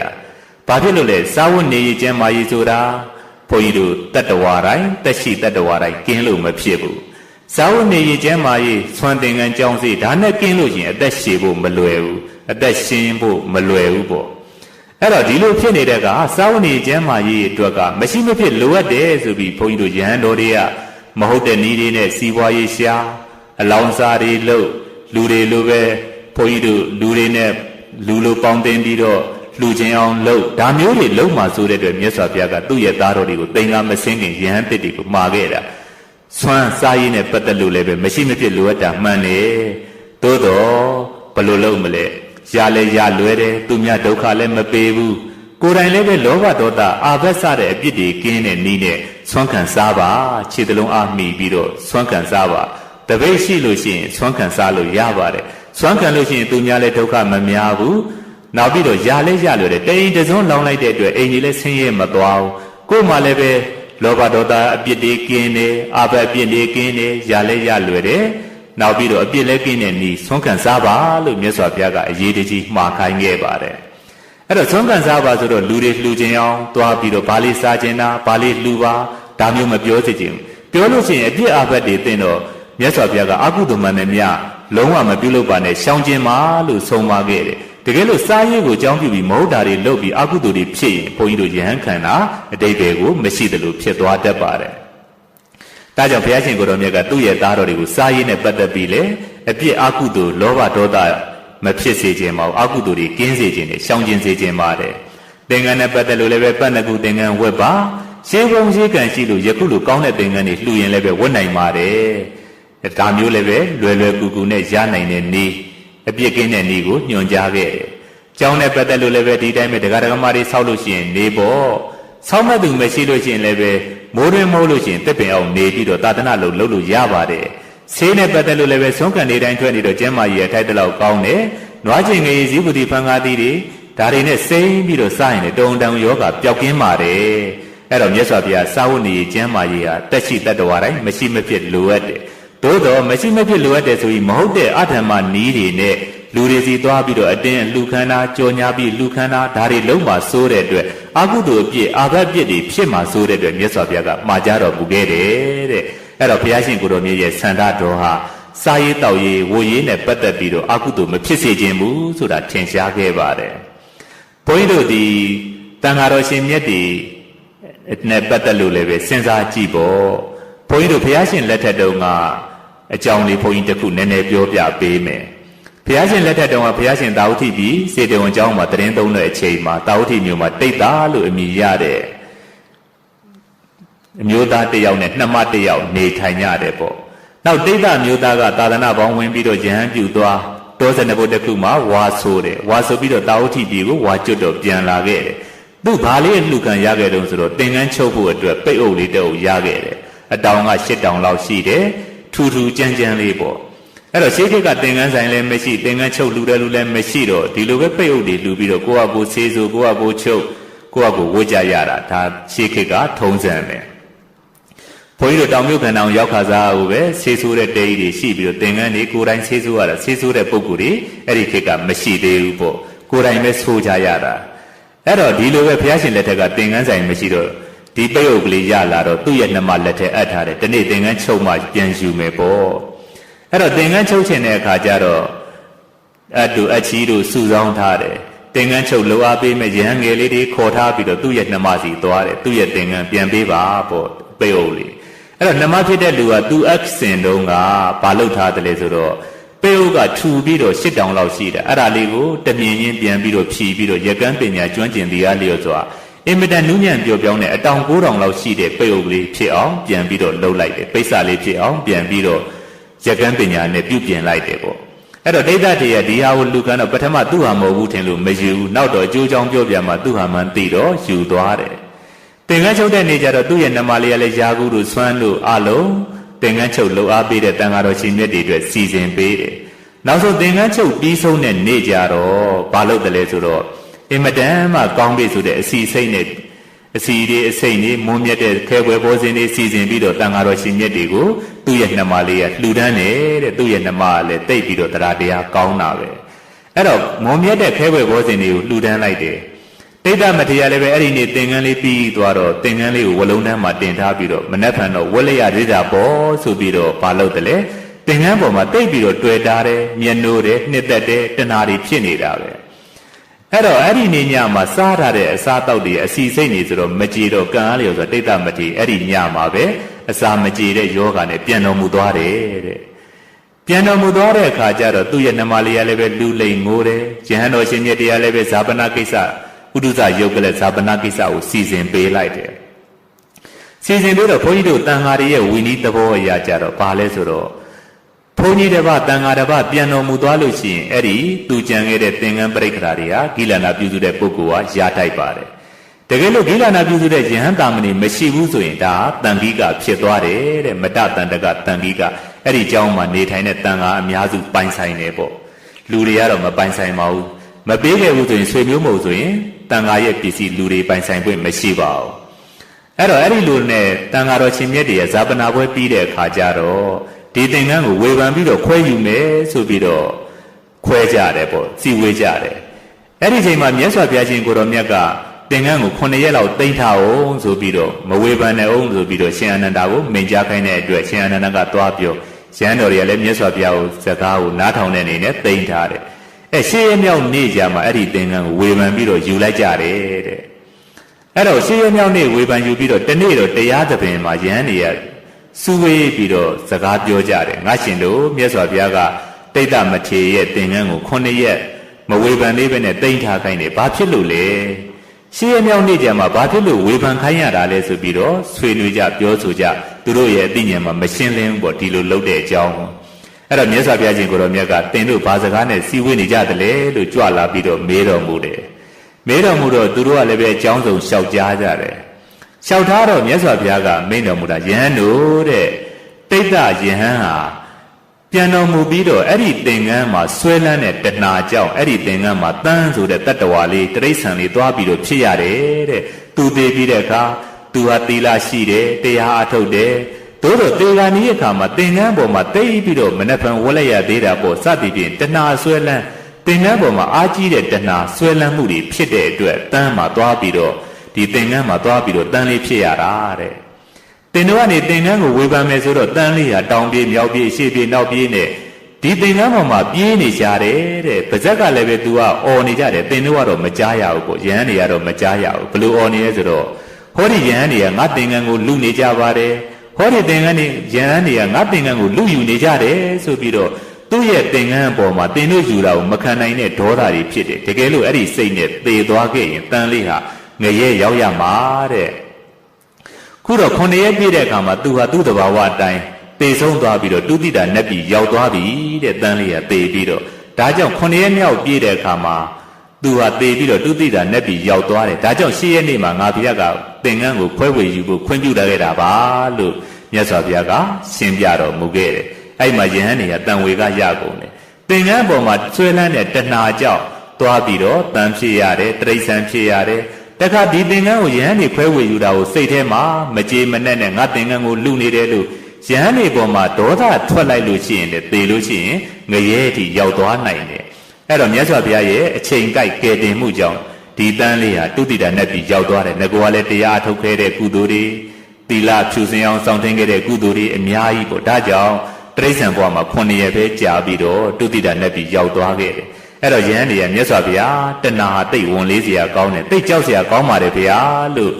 လျှောက်တော့မြတ်စွာဘုရားကအယာတာဝမလံသမုဋ္ဌိတံတတုထာယတမေဝခာရတိဧဝံတိဒောနာစာရိနံတာဏိကမ္မာနိနေယန္တိဒုက္ကတေဆိုပြီးတရားတစ်ပုဒ်ဟောခဲ့တယ်အဓိပ္ပာယ်ကဘာလဲဆိုတော့တန်ကြီးဆိုတာတန်ကိုဖြည့်ဆည်းတယ်တဲ့တန်ကိုဖြည့်ဆည်းတဲ့တန်ကြီးဟာဒီတန်ကနေပြီးတော့ဖြစ်ပေါ်လာတာပဲအခြားຢာကဖြစ်ပေါ်လာတာမဟုတ်ဘူးဒါကြောင့်တန်ကဖြစ်ပေါ်လာတဲ့တန်ကြီးဟာတန်ကိုဖြည့်ဆည်းတယ်လို့ဒီလိုပဲမိမှုရဲ့နှလုံးသားထဲမှာစာရာဝတ္တာနေတာထိုင်တာကျမ်းမာရေးဒါကိုအကြောင်းပြုပြီးတော့ပညာနဲ့မစင်ခြင်းပဲနဲ့စာရာဟာအသက်ရှည်ဖို့အတွက်အလုံးလုံးနိုင်ဖို့အတွက်စားတာလှဖို့ပါဖို့မဟုတ်ဘူးအားရှိဖို့အတွက်မဟုတ်ဘူးဝတ္တာဆိုတာလည်းပဲအဆက်ကြောက်ကိုဖုံးလွှမ်းနိုင်မှုဝတ္တာလှအောင်ပအောင်စတိုင်ကြအောင်ဝတ္တာမဟုတ်ဘူးဒီလိုပညာနဲ့ဆင်ခြင်ပြီးတော့ယဟန်တော်တွေဟာပစ္စည်းလေးပါးကိုသုံးစွဲရတာဒါမှမဟုတ်မေတ္တာဘာဝနာစတဲ့ဘာဝနာတစ်မျိုးမျိုးနဲ့ဆင်ခြင်သုံးစားရတာဒါမှမဟုတ်ဝိပဿနာရှုပြီးတော့ဆင်ခြင်သုံးစားရတာခုတော့ဘုန်းကြီးတို့ဒီပစ္စည်းလေးပါးကိုမတ်မတ်မုံမုံနဲ့ကောင်းလိုက်တာ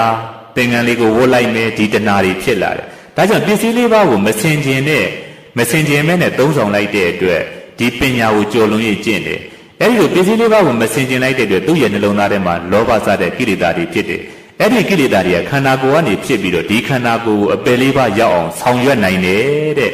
ဒီတဏှာဟာခန္ဓာကိုယ်ရဲ့ဖြစ်ပြီးတော့ပစ္စည်းလေးပါးကိုမဆင်ခြင်တဲ့အတွက်ကိုယ့်ရဲ့ခန္ဓာကိုယ်ကဖြစ်ပေါ်လာတယ်အဲ့ဒီကိုယ့်ရဲ့ခန္ဓာကိုယ်ကဖြစ်ပေါ်လာတဲ့ကိုယ်စိတ်ကဖြစ်ပေါ်လာတဲ့ဒီအကုသိုလ်တရားကိုယ့်ကိုပြန်ပြီးတော့အပယ်ချတတ်ပါတယ်လို့ဒီလိုဆိုလိုရင်းဖြစ်ပါတယ်အဲ့တော့မြတ်စွာဘုရားတဏှာကြောင့်ဒီလိုပဲဟောကြားခဲ့တယ်ပေါ့အဲ့တော့ဘုန်းကြီးတို့ကဒါလေးကိုတန်ဝေကယူရမယ်သင်္ကန်းစာယူရမယ်ကဲအားလုံးလက်အုပ်ချီပြီးတော့လိုက်ဆိုလိုက်စာမှုဝမှုအကြောင်းပြုပွားမှုကိလေသာစာမှုဝမှုအကြောင်းပြုပွားမှုကိလေသာအပေဆင်းရဲရောက်စေမြဲမလွဲဓမ္မရာအပေဆင်းရဲရောက်စေမြဲမလွဲဓမ္မရာတိတ်တထေကတရားပြမကြမြာသူငါတိတ်တထေကတရားပြမကြမြာသူငါဒီမှာတိတ်တထေရဲ့အကြောင်းအထုပ်ပတ္တိကိုကြည့်လို့ရှိရင်ဒီအဝတ်အစားလေးတစ်ခုကိုအကြောင်းပြုပြီးတော့လောဘတွေဖြစ်လိုက်တာဆွဲလန်းလိုက်တာမြတ်စွာဘုရားကချမ်းပူကိုပြည့်ခြင်းမလေးနေကင်းမွေလွယ်သုံးဟိရိကုံကိုဂုံစေတစွာကိုရင်ငါကိုလုံပါစေလိုကိုစံပဲဆင်ပြင်းမယ်ဟုစိတ်ဝဲမမှန်ဤသင်္ကန်းကိုဖုံးလွှမ်းဝယုံပါတည်းတဲ့မြတ်စွာဘုရားကဟောဒီသင်္ကန်းဆိုတဲ့အဝတ်ကိုဝတ်တိုင်း ဘာဖြစ်လို့ဝတ်တာလဲရည်ရွယ်ချက်ကအဆက်ကြောက်ကိုဖြစ်စေတဲ့အင်္ဂါကြီးငယ်ကိုဖုံးလွှမ်းပြီးတော့အဆက်ကြောက်တွေမဖြစ်စေဖို့လူတွေသူတွေမှာတင့်တယ်ဖို့အလုံးလုံးနိုင်ဖို့ကျမ်းမာရေးနဲ့ညီညွတ်ဖို့ချမ်းသာလို့ရှိရင်ချမ်းသာတွေကိုပယ်ဖြောက်ပြီးတော့ຫນွေလာစေဖို့ပူလို့ရှိရင်ယာတိဥဒ္ဒံကာကွယ်နိုင်ဖို့အလုံးလုံးနိုင်ဖို့မြတ်စွာဘုရားကလှဖို့တင့်တယ်ဖို့အတွက်သင်္ကန်းဝတ်တာမဟုတ်ဘူးကျမ်းမာရေးကောင်းဖို့အဆက်ကြောက်ကိုဖုံးလွှမ်းဖို့ဒီအဝတ်ကိုဝတ်ပါတယ်ဆိုပြီးတော့သင်္ကန်းဝတ်တိုင်းဆင်ခြင်ပါဆိုပြီးမိန့်ကြားတော်မူခဲ့ခုဒိဋ္ဌမထေရဒီလိုဆင်ခြင်တာလေးတတိလက်လို့ပြီးတော့သင်္ကန်းလေးကကောင်းလိုက်တာမနှက်ဖန်ငါဝတ်လိုက်ရသေးတာပေါ့ဆိုပြီးသင်္ကန်းကိုဝတ်ချင်တဲ့စိတ်ဆွဲလန်းပြီးတော့ညအခါမှာပြန်တော်မူသွားပြီးတော့တိရစ္ဆာန်ဖြစ်တယ်တခါယဟန်နေဝေဖန်တာကိုမကြိုက်တာဒေါသတွေဖြစ်တဲ့အတွက်ငရဲကံကောင်းလို့မကြတာမြတ်စွာဘုရားကယ်တင်လိုက်တဲ့အတွက်ကြာမသွားတာဒါကြောင့်ဝတ္တစားတာကိုကြောင်းပြုပြီးတော့ကိလေသာတွေလောဘစတဲ့ကိလေသာတွေဖြစ်ပွားတယ်အဲ့ဒီကိလေသာတွေကအပယ်လေးပါးတွေရောက်စေတတ်တယ်ဒါကြောင့်သင်တို့လည်းပဲဝတ်မှုစားမှုကိုကြောင်းပြုပြီးတော့အကုသိုလ်ပယ်နိုင်တယ်မြတ်အကုသိုလ်ကင်းနိုင်တယ်မြတ်ကင်းအောင်လုပ်ပါလို့တိဋ္ဌမထေရက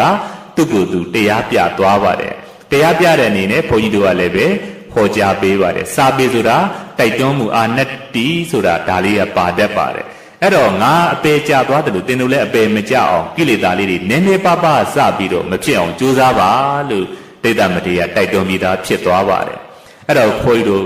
ခုခေတ်မှာဘုန်းကြီးတို့စဉ်းစားကြည့်ပေါ့အဝတ်စားနဲ့ပတ်သက်လို့မိန်းကလေးတွေရောယောက်ျားလေးတွေရောခေတ်ဆန်းတာတွေရောခေတ်မိတာတွေမကတော့ပါဘူးအဝတ်စားအမျိုးမျိုးဝတ်တယ်ကိုယ်ဝတ်စားမလုံးမကြုံလိုက်တဲ့အတွက်ကိုယ်လည်းပဲအကုသိုလ်ဖြစ်တယ်ယဉ်ကျေးမှုကိုဖျက်ဆီးရရောက်တယ်ကိုယ်ကိုမြင်ရတဲ့ပုံကိုယ်တွေလည်းအကုသိုလ်ကိလေသာတွေဖြစ်တယ်ဆိုရင်မြတ်စွာဘုရားကအကုသိုလ်မှန်သမျှရှောင်ကျင်ကြပါတေးသေးမွားမွားစပြီးရှောင်ကျင်မှာအဝတ်စားကိုကြောင်းပြုပြီးလည်းပဲအကုသိုလ်မဖြစ်အောင်နေပါဆိုတော့ခုဘုန်းကြီးတို့ဗုဒ္ဓဘာသာဝင်တွေကငါတို့ဗုဒ္ဓဘာသာဝင်လို့တော့ကြွေးကြော်နေကြတယ်သို့တော်အဝတ်စားကိုကြောင်းပြုပြီးတော့ကိလေသာတွေကိုယ်တိုင်လည်းပဲဖြစ်သူများတွေလည်းပဲဖြစ်စေတယ်ဒါတင့်တယ်ပါမလားဒါဟာတဘာဝကြပါမလားစဉ်းစားစေခြင်းပါတယ်စဉ်းစားပြီးတဲ့အခါကိုယ့်ရဲ့မျိုးဆက်ဖြစ်တဲ့သားတွေသမီးတွေတူတွေတူမတွေညီတွေညီမငယ်တွေကိုဝတ်စားနဲ့ပတ်သက်ပြီးတော့မြတ်စွာဘုရားကအဆက်ကြောက်ဖုံးလွှမ်းဖို့ဝတ်တာဒါအဓိကရည်ရွယ်ချက်ကျမ်းမာရေးကောင်းအောင်ယာတိဥဒ္ဒံခံနိုင်အောင်ဝတ်တာဒါကရည်ရွယ်ချက်တွေပဲလှဖို့ပဖို့စတိုင်ကြဖို့အတွက်အဓိကမဟုတ်ပါဘူးတကယ်အလုံးလုံးနိုင်မှု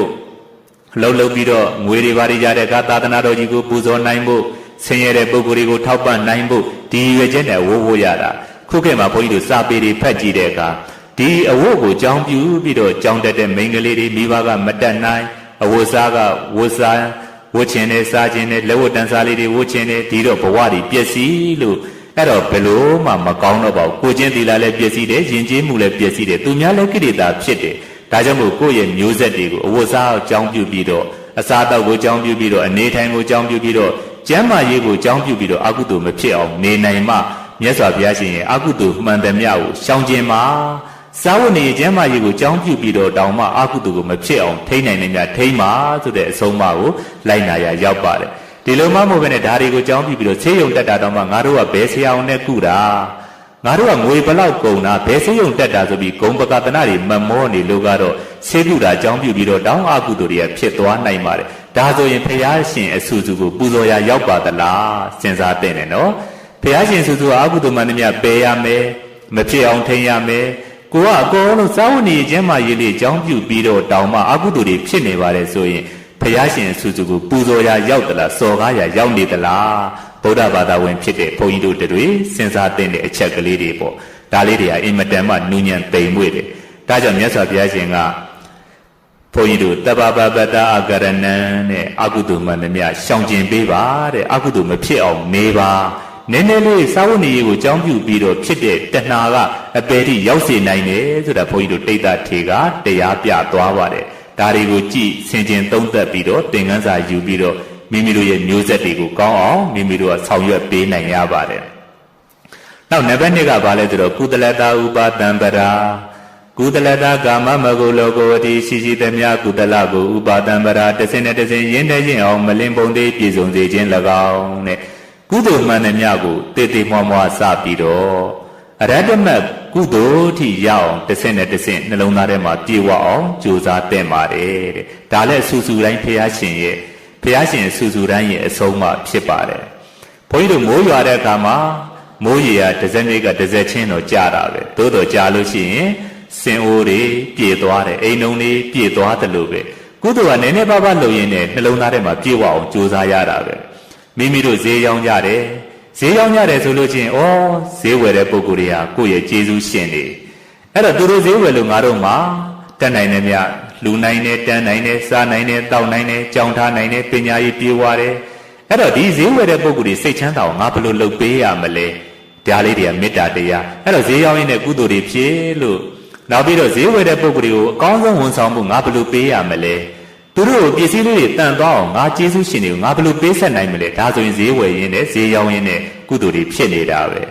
ဘုန်းကြီးတို့တန်ခါတော်ရှင်မြတ်တွေလည်းပဲစာသင်စာချလုပ်ရင်းနဲ့ငါစာသင်ပေးလိုက်တဲ့အတွက်တန်ခါတွေပညာပြည့်ဝပြီးစိတ်နှလုံးသားလေးတွေကောင်းလာရင်သာသနာတော်ကြီးတက်ရှည်ပဲအဲ့တော့ငါစာတစ်ချိန်ချတာသာသနာရှည်ဖို့တို့တစ်ချိန်ကြိုးစားလိုက်တာပဲဆိုပြီးတော့လုပ်နေစာရှာရင်စာသင်ရင်းနဲ့ကုသိုလ်တွေတိုးပွားနေတော့တာပဲအကုသိုလ်တွေကင်းနေတော့တာပဲရည်ရွယ်ချက်ကမှန်နေတာကိုတောင်းသူလုပ်တဲ့လူတွေကလည်းပဲတောင်းသူရလာလို့ချင်းငါတို့သားရှိတဲ့နေရာသွားဆွန်ကပ်မယ်သာသနာပူဇော်မယ်အိမ်နီးနားချင်းဒုက္ခရောက်တဲ့ပုဂ္ဂိုလ်တွေကိုဘလို့ကူညီမယ်ဒါဆိုရင်တောင်းသူလုပ်ရင်းနဲ့လေကုသိုလ်တွေဖြစ်နေတာဒါပဲမြတ်စွာဘုရားကုသိုလ်မှန်သမျှတေးသေးမွားမွားစပြီးတော့ကြိုးစားအထောက်ပါတဲ့ဘုန်းကြီးတို့ဘုရားရှင်လက်ထက်တော့ကုတိဝိဟာရီဆိုတဲ့ယန္တာရှင်မြတ်တစ်ပါးရှိခဲ့တယ်ပေါ့အဲ့ဒီယန္တာရှင်မြတ်ကဘုန်းကြီးတို့ဝေသာလီပြည်ကမင်းသားတစ်ယောက်ပါသူကမြတ်စွာဘုရားဝေသာလီပြည်မှာကက်ကြီး၃ပါးဆက်ရောက်တော့မြတ်စွာဘုရားကိုပင့်တော့မြတ်စွာဘုရားကြွလာတယ်မြတ်စွာဘုရားရောရှင်အာနန္ဒာရောယရဏတုတ်တန်တွေကိုရွတ်ဆိုဟောကြားတဲ့အခါမှာဝေသာလီပြည်ဟာကက်၃ပါးငြိမ်းသွားတယ်အဲ့ဒီတရားဒေသနာတော်တွေကိုကြီးညိုပြီးတော့မျိုးသားတစ်ယောက်မင်းသားတစ်ယောက်ကယဟန်ပြုတ်လာခဲ့တယ်ယဟန်ပြုတ်ပြီးတော့တရားအထုတ်လိုက်တာတနေ့တော့ဘုန်းကြီးတို့တောထဲမှာသွားရင်လာရင်နဲ့တရားအထုတ်တယ်တရားရှိမှတ်တာအမှတ်တရားနဲ့လေကတင်းပေးကနေဖြတ်သွားတဲ့ချိန်မိုးတွေကရွာချလိုက်တာမိုးတွေရွာချလိုက်တော့အဲ့ဒီနန်းမှာဆောက်ထားတဲ့မြက်တဲလေးထဲမှာလေဆောင်တစ်ယောက်ကလေဆောင်ယောက်ျားတစ်ယောက်ကနေဆောက်ထားတဲ့လေတဲတွေကိုဝင်လိုက်တော့မိုးတွေကလုံသွားတယ်မြက်ခင်းပေါ်မှာထိုင်ပြီးတော့မြန်မိုးရှိတဲ့တဲလေးထဲမှာတရားအထုတ်လိုက်တာဥတုတ္တပါယမြားပြီးတော့ယာတိဥတုကနှွေးထွေးပြီးတော့အဲ့ဒီမှာတရားရသွားပါတယ်ယန္နာအထိဖြစ်သွားခဲ့ပါတယ်အဲ့တော့ဘာလို့ယန္နာဖြစ်တာတော့ဆိုတော့မူရင်းကောင်းမှုကိုလိုက်ကြည့်တဲ့အခါဘုရုမုတ်တို့မြတ်စွာဘုရားလက်ထက်တုန်းကအဲ့ဒီကုတိဝိဟာရီလောင်းဖြစ်တဲ့အမျိုးသားဟာတနေ့တော့ဘုရားရှင်ကိုတော်မြတ်နဲ့ယန္နာရှိမြတ်ဒီကောင်းကင်ရန်ကြွသွားတာကိုရေလူကျင်လိုက်တာဆိုပြီးမြေပြင်ကနေပြီးတော့ရေတွေလူကျင်စိတ်ပေါက်ပြီးတော့အေးမြတဲ့ရေတွေကိုဘာလုပ်လိုက်တယ်လဲဆိုတော့အေးမြတဲ့ရေတွေကိုမြေကြီးပေါ်ကနေပြီးတော့ကောင်းကင်ကိုမြှောက်ပြီးတော့တင်လိုက်တာမြတ်စွာဘုရားလည်းသူ့ရဲ့အကြံကိုသိပြီးတော့လက်ခံတော်မူခဲ့ပါတယ်အဲ့တော့သူမြှောက်ပြလိုက်တဲ့ရေအေးရေစင်တွေကိုမြတ်စွာဘုရားကလက်ခံလိုက်တဲ့အတွက်စိတ်ထဲမှာကြည်ညိုလို့ကြည်နူးသွားတယ်တိတ်ပြီးတော့ကုသိုလ်စိတ်တန်တန်တွေဖြစ်သွားတယ်ဘုရားရှင်ကိုရေလေးလူခဲ့အဲ့ဒီကုသိုလ်ကိုခြေခံပြီးတော့ကတ္တဗဘုရားရှင်လက်ထက်လည်းယဟန်ပြုတရားတွေအားထုတ်ပါရမီတွေဖြည့်ပြီးတော့စောစောရေလူခဲ့တဲ့ကုသိုလ်လေးကြောင်းပြုပြီးတော့ဒီဘဝမှာယဟန်နာဖြစ်ပါတယ်တဲ့ဒါကြောင့်ကုသိုလ်ဆိုတာထင်သေးလို့မရပါဘူးနောက်အဲ့ဒီကုတိဝိဟာရီကမြက်တဲထဲမှာနေတဲ့ချိန်လေဆောင်ယောက်ျားရောက်လာပြီးတော့ဘယ်သူလဲလို့မေးလိုက်တဲ့အခါမှာယဟန်နာတစ်ပါးကိလေသာတွေကင်းနေတဲ့ယဟန်နာတစ်ပါးအရဟတဖို့တမာရီနဲ့နိဗ္ဗာန်ကိုအာယုံပြုပြီးတော့တည်ကြည်တဲ့ယဟန်နာတစ်ပါးဖြစ်ကြောင်းယဟန်နာရှင်မြတ်ကမိန့်ကြားခဲ့ပါတယ်တင်လူတဲ့မြက်ကြောင်းလေးဟာတန်ဖိုးရှိတယ်တဲ့အကျိုးမမဲ့ဘူးဘာဖြစ်လို့လဲဒီထဲမှာနေပြီးတော့ယဟန်နာဖြစ်အောင်ကြိုးစားတယ်ယဟန်နာတစ်ပါးသတင်းသုံးနေတဲ့အတွက်တင်လူတဲ့ကြောင်းဟာတိတ်အကျိုးရှိပါတယ်လို့အနုမောဒနာတရားဟောတယ်အဲ့တော့တင်ဝမ်းမြောက်ဝမ်းသာဖြစ်လို့ရှိရင်အဲ့ဒီကုသိုလ်စေတနာကြည်ညိုတဲ့တရားတရားကုသိုလ်စေတနာတွေကတင့်အတွက်အင်မတန်မှအကျိုးကြီးမှားပါတယ်လို့ယဟန်နာကနုမောဒနာပြုတယ်အဲ့တော့ယဟန်နာရှင်မြတ်နဲ့အဲ့ဒီလေဆောင်ယောက်ျားပြောတဲ့စကားတွေကိုမြတ်စွာဘုရားကကန္နာကုတိမှာထိုင်တော်မူရင်းနဲ့ကြားတော်မူတော့မိန့်ကြားတော်မူလိုက်တယ်ဘယ်လိုလဲဆိုတော့တင်းရဲ့တဲထဲမှာနေတဲ့ယဟန်ဟာယဟန်နာရှင်မြတ်ကိလေသာကင်းတဲ့ပုဂ္ဂိုလ်ဖြစ်တယ်တဲ့တင်းဟာကြည်ညိုတဲ့တရားတရားတွေနဲ့အကုသိုလ်မဖက်တက်တက်ဂုံပကတနာမပါတဲ့ကုသိုလ်စိတ်တန်တန်နဲ့ကြည်ညိုပြီးတော့အဲ့ဒီလေထဲလှူရတဲ့ကုသိုလ်ကြောင့်တင်ဟာ36ကြိမ်တရားမင်းဖြစ်လိမ့်မယ်34ကြိမ်စကြဝဠာမင်းဖြစ်လိမ့်မယ်နောက်ဆုံးမှာယရဏကုတိဆိုတဲ့ပိစိကဗုဒ္ဓဖြစ်ပြီးတော့ယဟန္တာဖြစ်လိမ့်မယ်တဲ့ယရဏကုတိဆိုတဲ့ပွဲအမည်နဲ့ယဟန္တာဖြစ်ပြီးတော့ပိစိကဗုဒ္ဓတစ်ပါးဖြစ်နေပြိဋိဘံစံလိမ့်မယ်လို့မြတ်စွာဘုရားကပြာဒိတ်ပေးခဲ့တယ်အဲ့တော့ဒီလေဆောင်ယောက်ျားဟာလည်းပဲလေထဲလို့ကုသိုလ်စိတ်တန်တန်နဲ့လှူတယ်ယဟန္တာရှင်မြတ်တရင်သုံးပြီးတော့တရားအထုတ်တာတွေကိုကြည့်ပြီးတော့ကြည်ညိုတယ်အဲ့ဒီလေထဲလေးကိုကုသိုလ်စိတ်တန်တန်လေးနဲ့လှူဒန်းတဲ့ကုသိုလ်ကြောင့်ဘုန်းကြီးတို့အနာဂတ်မှာယရဏကုတိဆိုတဲ့ပိစိကဗုဒ္ဓယဟန္တာတစ်ပါးဖြစ်ဖို့ဗျာဒိတ်ရသွားခဲ့ပါတယ်ဒါကြောင့်ဘုန်းကြီးတို့ကုသိုလ်မှန်သမျှတေးသေးမွားမွားစပြီးတော့ကြိုးစားအထုတ်ပါတဲ့ခု ခုမြတ်တဲလေးလူသားတို့ရေလူသားတို့ဒါတွေရဟန္တာဖြစ်တဲ့အထိပိစိကဗုဒ္ဓဖြစ်တဲ့အထိအထောက်ပံ့နေဖြစ်သွားပါတယ်ဒါကြောင့်မိမိတို့ကုသိုလ်တွေကလည်းပဲစိတ်ထားတန်တန်နဲ့ပါရမီမြောက်အောင်လှူလို့ရှိရင်ဒါတွေဟာနိဗ္ဗာန်ဒီမျက်မှောက်ပြုနိုင်တယ်ဒါကြောင့်ဘုရားရှင်ဆိုသူကကုသိုလ်မှန်သမျှကြိုးစားအားထုတ်ပါဘယ်ကုသိုလ်ကိုမှထင်မသေးနဲ့ဈေးရောင်းရင်ဈေးဝယ်ရင်လဲလုံရင်လည်းပဲစိတ်ထားတက်လို့ရှိရင်ကုသိုလ်တွေရတယ်အဲ့ဒီကုသိုလ်တွေကနိဗ္ဗာန်ဒီမျက်မှောက်ပြုနိုင်ပါတယ်တဲ့အဲ့ဒီလိုကြိုးစားရင်ဘုရားရှင်ဆိုသူကိုဘုန်းကြီးတို့ပူဇော်ပြီးသားဖြစ်သွားပါတယ်နောက်ဆုံးကသစိတ်တပရိယောတပနဲ့မိမိရဲ့စိတ်ကလေးကိုအကုသိုလ်ညစ်ကြေးကင်းအောင်စင်ကြယ်အောင်ကျင့်ကြံကြိုးကိုအားထုတ်ပါဆိုတော့ယနေ့တရားဓမ္မတွေမိမိတို့ရှုနေကြတဲ့အတိုင်းတတိပဋ္ဌာန်တရားကိုပွားများရုံပါပဲ